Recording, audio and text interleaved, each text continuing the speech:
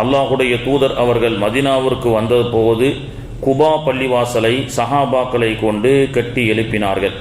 அல்லாஹுடைய இறையில்லமான பள்ளிவாசலை கட்டுவதற்கும் அதற்காக முயற்சி செய்பவருக்கும் அதற்காக சில பொருட்களை வாங்கி கொடுப்பவர்களுக்கும் அல்லாஹு தாலா கியாமத்து நாளிலே சொர்க்கத்திலே அவருக்கென்று ஒரு மாட மாளிகையை எழுப்புகின்றான். ஒரு முறை நபிகள் நாயகம் ஸல்லல்லாஹு அலைஹி வஸல்லம் மஸ்ஜிது நபவி மதீனாவுடைய பள்ளிவாசலுக்கு வருகிறார்கள். அங்கே அழகான ஒரு விளக்கு ஒன்று எரிகிறது. அந்த காலத்திலேயே கரர் லைட் அப்படின்னு சொல்லக்கூடிய ஒரு விளக்கு. இந்த விளக்கை யார் வாங்கி இந்த பள்ளிவாசலிலே மாட்டியது என்று அல்லாஹுடைய தூதர் அவர்கள் கேட்டார்கள். அப்பொழுது சஹாபாக்கள் சொன்னார்கள், அல்லாஹுடைய தூதர் அவர்களே, தமீமுத்தார் ரலியல்லாஹு அன்ஹு அவர்தான் இன்டர்நேஷனல் பிஸ்னஸ் வியாபாரி, பல நாடுகளுக்கு செல்லக்கூடிய ஒரு பிஸ்னஸ் மேக்னட் சொல்லலாம். தமீமுத்தார் ரலியல்லாஹு அன்ஹு அவர்கள் தான் வந்து மாட்டியிருக்கிறாங்க அப்படின்னு சொன்னாங்க. உடனே அல்லாஹுடைய தூதர், தமீமுத்தார் எங்கே வாங்கினீங்க? ரொம்ப நல்லா இருக்கு இந்த விளக்கு, பள்ளிவாசலுக்கு ரொம்ப பொருத்தமாக இருக்கு, பள்ளிவாசலுடைய அலங்கரிப்பை இன்னும் மெருகூட்டக்கூடியதாக இருக்கிறது அப்படின்னு கேட்டாங்க. அப்போ தமீமுத்தார் ரலியல்லாஹு அன்ஹு சொன்னாங்க, அல்லாஹுடைய தூதரே, பாரசீக நாட்டிற்கு சென்றேன். இப்பொழுது சொல்கிறோம்ல, லண்டனுக்கு போனோம், பல நாடுகளுக்கு செல்கின்றோம்.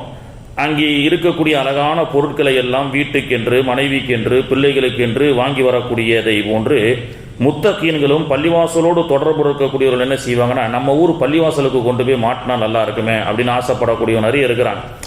அது போன்ற ஒரு முத்தகீன்களுடைய உள்ளத்தில் அல்லாஹு தஆலா உதிக்க செய்வான். அப்போ தமீமுத்தார் ரலியல்லாஹு அன்ஹு, அல்லாஹுடைய தூதர்களே, நான் பாரசீக நாட்டிற்கு சென்றேன், அங்கே இந்த விளக்கு அழகாக இருந்தது, மஸ்ஜிது நபவியிலே மாட்டினால் நன்றாக இருக்குமே அல்லாஹுடைய தூதருடைய பள்ளிவாசல்லன்னு சொல்லி மாட்டினேன் அப்படின்னு சொன்னாங்க.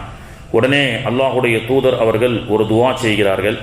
அந்த துவா என்பது அந்த சஹாபிக்கு மட்டுமல்ல, இறையில்லமான பள்ளிவாசல்களை அலங்கரிப்பதற்காக அல்லது பெருமைக்கு பகட்டுக்காக அல்லாமல் அல்லாஹுக்காக இறையில்லத்துக்கு செய்யக்கூடியவர்களுக்கும் அந்த துவா பொருந்தும். என்னுடைய இந்த மஸ்ஜிது நபவியை ஒளியால் அலங்கரித்த தமீமுத்தார் அவருடைய வாழ்விலே அல்லாஹு தஆலா ஒளிமயமாக ஆக்குவானாக அப்படின்னு துவா செய்கிறாங்க. அப்போ இறையில்லமான பள்ளிவாசல் என்பது பரக்கத்துக்குரியது. ஒரு ஊர் இருந்து அங்கே முஸ்லிம்களும் இருந்தும் அங்கே பள்ளிவாசல் இல்லை என்று சொன்னால் அது அல்லாஹுடைய தூதர் அவர்கள் கோபத்துக்குரிய கிராமம், அது ஒரு சிற்றூர் அப்படின்னு சொல்லக்கூடிய அளவுக்கு ஒரு ஹதீஸ் இருக்கு. ஏன்னா நம்ம நிறைய நினைக்கிறோம் பள்ளிவாசல் தான் நிறைய இருக்குன்னு, கிடையாதுங்க. மக்களுடைய இஸ்லாமிய பாப்புலேஷனை எடுத்துக்கிடுங்க, பள்ளிவாசலுடைய கணக்கு எடுத்துக்கிடுங்க, பள்ளிவாசல் ரொம்ப குறைவாகவே இருக்கும். அதுவும் தஞ்சாவூர் பகுதிகளில் நிறைய பள்ளி இருக்குன்றோம். வரக்கூடிய வழியில் பள்ளி அகரகாரம்னு இருக்கு, நுழைவாயில், the entrance gate of the Thanjavur, அங்கேயே பள்ளிவாசல் கிடையாது. ஆனால் 50 வீடு 60 வீடு அங்கே மக்கள் வாழ்ந்து கொண்டிருக்கிறாங்க. தேவைக்கேற்ற பள்ளிவாசல் இருக்கான்னு சொன்னால் இல்லை. பல ஊர்களில் பள்ளிவாசல் இல்லாமல் நம்மளை சுற்றி இருக்கக்கூடிய இந்த தஞ்சாவூரை எடுத்துக்கிட்டீங்கன்னு சொன்னால் பல நமக்கு பக்கத்தில் இருக்கக்கூடிய நிறைய இடங்களில் மதரசாக்கள் இல்லை. பிள்ளைகளுக்கு குரான்னா என்னன்னே தெரியல, மார்க்கம்னா என்னன்னே தெரியாமல் வாழக்கூடிய மக்கள் இருக்கிறாங்க. நீங்கள் சொன்னால் அதிர்ச்சி அடைவீங்க. ஞாயிற்றுக்கிழமை சர்ச்சுக்கு போகக்கூடிய இஸ்லாமியர்களும் இதே தஞ்சாவூரில் இருக்கிறாங்க. இவ்வளோ பள்ளிவாசல் இருக்குது, பயான் இருக்குது, ஹசரத் பயான் இதே தஞ்சாவூரில் பைபிளை தூக்கி கொண்டு சர்ச்சுக்கு செல்லக்கூடிய, அந்த சர்ச்சிலே கொடுக்கக்கூடிய அந்த பிரியாணிக்காக, அந்த சர்ச்சிலே கொடுக்கக்கூடிய சில செலவு காசுக்காக ஈமானை அடக வைத்து சர்ச்சுக்கு செல்லக்கூடியவர்கள் இருக்கிறாங்க. சுற்றுப்பயணம் தாண்டி சுற்று பார்க்கறதுக்காக பெரிய கோயிலுக்கு போகிறாங்க. அவங்கள நம்ம தப்பு சொல்லக்கூடாது, கலைநயத்தை ரசிப்பதற்காக. அது அல்லாமல் சாமி கும்பிடுவதற்காக கோவிலுக்கு சொல்லக்கூடிய எவ்வளவோ சகோதரிகள் இந்த தஞ்சாவூரில் இருக்கிறாங்க. அப்போ மார்க்கம் இன்னும் நமக்கு தெரியாமே இருக்குது, மக்களுக்கு மத்தியில் தெரியாமையே இருக்குது. பள்ளிவாசல்கள் நிறைய உருவாக்கப்பட வேண்டும். பள்ளிவாசல்கள் வந்தால்தான் பிள்ளைகளுக்கு மார்க்க கல்வி வரும். அப்படி அல்லாஹ்வுடைய கிருபையில் நிறைய பள்ளிவாசல்கள் உருவாக்கப்பட்டு நாளைய தினம் கலக்குடி என்ற ஒரு சிற்றூரில் பள்ளிவாசல் திறக்கப்படக்கூடிய ஒரு சூழல் இருக்கிறது. எல்லா ஊர்களுக்கும் பள்ளிவாசல் என்பது அவசியம். இந்த பள்ளிவாசல் என்பது ஒரு பெரிய ஆச்சரியங்க. இன்றைக்கி பார்த்தீங்கன்னா இப்போ கட்சிக்காரங்களாம் ஒரு மாநாடு நடத்துவாங்க. மாநாட்டில் மக்கள் திரளான கூட்டத்தை சேர்ப்பாங்க. முடிஞ்சதற்கு பிறகு மீடியாக்கள் என்ன செய்வாங்க, இந்த கட்சியிலே கூட்டம் சேரப்பட்டது, எத்தனை பேர் வந்தாங்க, 10 லட்சம் பேர் வந்தாங்க, 15 லட்சம் பேர் சொல்கிறாங்களா இல்லையா? எல்லாம் 1000மே கிடையாது, எல்லாமே இன்றைக்கி லட்சம் தான். என்னப்பா 6 லட்சம் பேர் சமீபத்தில் நடந்த ஒரு கூட்டத்துக்கு வந்திருக்கிறாங்க. பஸ் எவ்வளோ வந்தது? 1000 பஸ் வந்தது. ஒரு பஸ்ஸில் 50 பேர் தான், 1000 பஸ்ஸில் 50,000 பேர் தான். 10,000 பைக்கு வந்தால் கூட ஒரு பைக்கில் 2 பேர் தான், 20,000 பேர் தான். 500 கார் வந்தாலும் ஒரு காரில் 4 பேர்னு சொன்னால் 25,000 பேர் தான். கூட்டி கழிச்சு பார்த்தா 1 லட்சத்துக்குள்ள தான் மக்கள் வந்திருப்பாங்க. ஆனால் சொல்வது என்ன, 5 லட்சம் பேர் கூடினார்கள், 10 லட்சம் பேர் கூடினார்கள் அப்படின்னு சொல்லி. இதுவெல்லாம் பொய் கணக்கு என்பது எல்லோருக்கும் தெரியும். பல கோடிகளை கொடுத்தா மீடியாக்களுக்கு 50,000 பேரை 5 லட்சம்னு சொல்லுவான். ஏன்னா மீடியா சொல்றதா மக்கள் நம்புவாங்க. ஆனால் சொல்லப்படாத உண்மை என்னன்னு சொன்னா, பள்ளிவாசல் ஹஜ்ஜினுடைய கூட்டம், உலகத்திலேயே ஒரு கூட்டம் சேரப்பட்டு சொல்லப்படக்கூடிய கணக்கை விட அதிகமாக சேர்ற கூட்டம்னு சொன்னால் ஹஜ்ஜி தான். 40 லட்சம் பேர் ஹஜ்ஜிக்கு வந்திருக்காங்கன்னா 40 லட்சத்தை விட கூடுதலாக 1 லட்சம் 2 லட்சம் எக்ஸ்ட்ரா தான் இருக்க வந்துடும், குறையாது.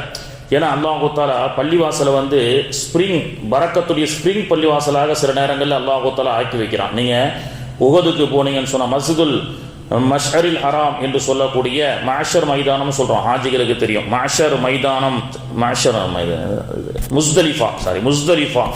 முஸ்தலிஃபால 40 லட்சம் ஹாஜிகள் இல்லை, உலகத்தில் இருக்கக்கூடிய எல்லாரும் வந்தாலும் அந்த முஸ்தலிஃபா ஸ்ப்ரிங் ஏர்த் அப்படின்னு சொல்லுவாங்க. எல்லாரும் வந்தாலும் அது விரிஞ்சு கொடுக்கக்கூடிய அளவுக்கு அல்லாஹ் பரக்கத்தாக்கி வைப்பான். சில பள்ளிவாசல் வந்து பரக்கத்தாக்கி வைப்பான். ஜும்மாவில் ஏதோ கூட்டம் வராங்க போகிறாங்க, பள்ளிவாசலுடைய கெப்பாசிட்டினோ 500 பேர் தான் இருக்கும், ஆனால் 1000 பேர் வந்து தொழுதுட்டு போவாங்க. இது நமக்கு கணக்கு தெரியாது, அல்லாஹ் பரக்கத்தாக்கி வைக்கிறான். அந்த மாதிரி ஒரு பள்ளிவாசலை நீங்கள் பார்க்குறோம்னு சொன்னால், உஹதுக்கு பக்கத்தில் ரசூல் ஸல்லல்லாஹு அலைஹி வஸல்லம் என்ன செய்கிறாங்க, உஹதுல அவங்களுடைய பள்ளி ஷஹீதாக்கப்படுது, காயப்படுத்தப்படுது. உஹதுக்கு பக்கத்தில் ஒரு 2 சந்து தள்ளி நீங்கள் உள்ளே போனீங்கன்னா ஒரு மலையடி வாரத்தில் ஒரு குன்றில் ரசூல் ஸல்லல்லாஹு அலைஹி வஸல்லம் அவர்கள் 3 நாளோ அல்லது 1 வாரமோ ட்ரீட்மெண்ட் எடுத்தாங்க.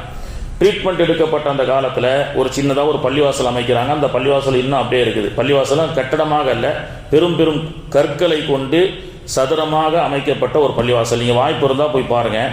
அந்த பள்ளிவாசல் பார்த்தீங்கன்னா ஒரு சஃபில் 7 பேர், 7 3 சஃபு 21 பேர் தான் நிற்க முடியும். ஆனால் அந்த பள்ளிவாசலை அந்த கல்லால் அடுக்கி வச்சவனா ரசூல்லா தொழுவைக்கு போகும்போது 72 சஹாபாக்கள் இருந்தாங்க. 72 சஹாபாக்கள் இருக்கிறாங்க. ஒரு மலையடி வாரத்தில் அந்த பள்ளிவாசல் இருக்கு. பள்ளிவாசலை விரிவுபடுத்தவும் முடியாது. ஒரு மலையடி வாரத்தில் ஒரு ஃபிளாட்டாக இருக்கக்கூடிய இடத்துல ஒரு பள்ளிவாசலை வந்து எக்ஸ்ட்ரா எங்கெங்க வரண்டால தொழ முடியாது. ஆனால் 72 சஹாபாக்கள் போறாங்க, ரசூல்லா தொழுவைக்கு போறாங்க. என்னடா பள்ளிவாசல் ரொம்ப சின்னதா இருக்கு, சஹாபாக்கள் 72 பேர் இருக்குமே யோசிக்கிறாங்க. அல்லாஹ் தஆலா குர்ஆன்ல ஆயத் இறக்குறான். நீங்க யோசிக்காதீங்க, நீங்க பாட்டுக்கு பள்ளிவாசல்ல போய் தொழுவுங்க. அந்த இடத்துல இருந்து ஆயத்தும் இறங்குது. இந்த ஆயத் இறக்கப்பட்ட ஒரு முபாரக்கான இடம். வாய்ப்பு இருந்தால் உஹதுக்கு செல்லக்கூடிய மக்கள் அந்த பள்ளிவாசலை சென்று சந்தியுங்கள். பெரும்பாலும் நிறைய பேர் போக மாட்டாங்க, உஹதை மட்டும் பார்த்துட்டு போயிடுவாங்க. இதா கீல லக்கும் தஃபஸ்ஸஹு ஃபில் மஜாலிஸி ஃபஃப்ஸஹு யஃப்ஸஹில்லாஹு லக்கும் வைதா கீலன் ஷுஸு ஃபன்ஷிஸு யர்ஃபஇல்லாஹு அல்லதீன ஆமனூ மின்கும். உலகத்தில் இருக்கக்கூடிய நல்ல மஜ்லிஸுகளை நீங்கள் மனமுவர்ந்து இடமளியுங்கள், அல்லாஹு தஆலா அதை விசாலமாக்கி தருவான். இன்னும் கியாமத்து நாளிலே மேலான மஜ்லிஸிலே அல்லாஹ் உங்களுக்கு இடமளிப்பான ஒரு ஆயத்து இறக்கப்பட்ட இடம். அப்போ நீங்க கூட்டி கழிச்சு பார்த்தாலும் ஒரு இடத்துல ஒரு சஃப்ல 7 பேர் ஒல்லியா இருந்தாங்கன்னு சொன்னா ஒரு 8 பேர் நிக்கலாம்.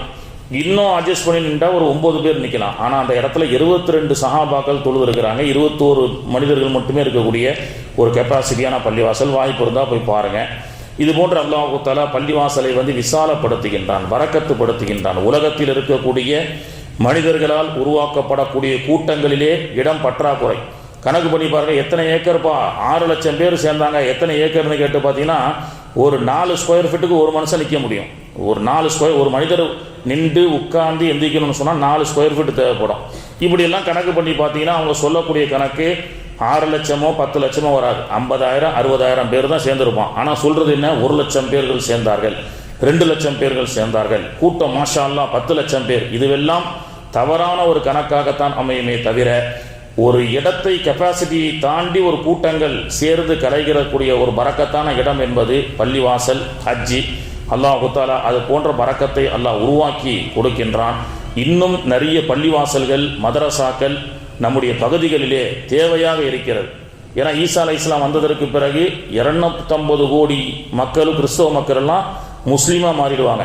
அரபி லாங்குவேஜ் என்பது இன்று இங்கிலீஷ் மாதிரி உலகத்தில் பிரபலியமான லாங்குவேஜ் ஆயிரும். அப்போ பள்ளிவாசல்களுடைய தேவைகள் அதிகமாகும், சர்ச்சுகள் பள்ளிவாசலாக மாறும். இதுவெல்லாம் எதிர்வரக்கூடிய காலங்களில் நடக்கக்கூடிய ஒரு சங்கதி. அதனால்தான் அரபியை படிக்க வைங்க, இன்னும் கொஞ்ச நாள் இங்கிலீஷ்லாம் டவுன் ஆயிரும் அப்படின்னு நம்ம சொல்லிட்டு இருக்கிறோம். ஒரு வகையில் உலகத்திலையும் அது இம்ப்ரூவ்மெண்ட்டு, நாளைக்கு மறுமையிலையும் அந்த மொழி என்பது சொர்க்கத்து மொழியாக இருக்கிறது. வல்ல ரஹ்மான் தௌஃபீக் செய்வானாக. சுப்ஹானல்லாஹி வ பிஹம்திஹி சுப்ஹானக்கல்லாஹும்ம வ பிஹம்திக அஷ்ஹது அல்லா இலாஹா இல்லா அன்த அஸ்தக்ஃபிருக வ அத்தூபு இலைக். சுப்ஹான ரப்பிக ரப்பில் இஸ்ஸத்தி